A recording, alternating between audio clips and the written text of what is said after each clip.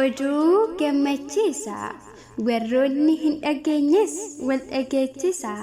Waldaan haadha keenya qulqulleettii Dubroo Maariyaam damee Salaalee hundeeffama waggaa tokkoffaa sababeeffachuun yaa'ii afuurawaa guddaa nuuf qopheessee jira. Iddoon itti qophaa'es godina Shawaa Kaabaa aanaa Dabra Libaanos ganda Dabra Mirat mana amantaa qulqulluu Gabreheel magaalaa Shararooti. Odeeffannoo dabalataa Duwwaa 947 32 75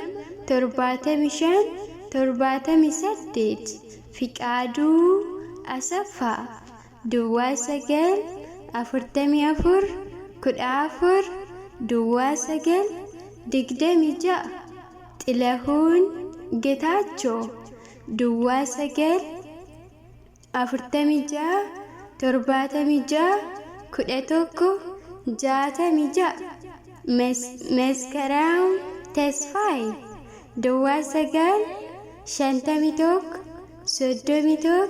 31 75 21 Firaa'ol Baqqalaa Haloo jechuun nu argachuu dandeessu. Qopheessaan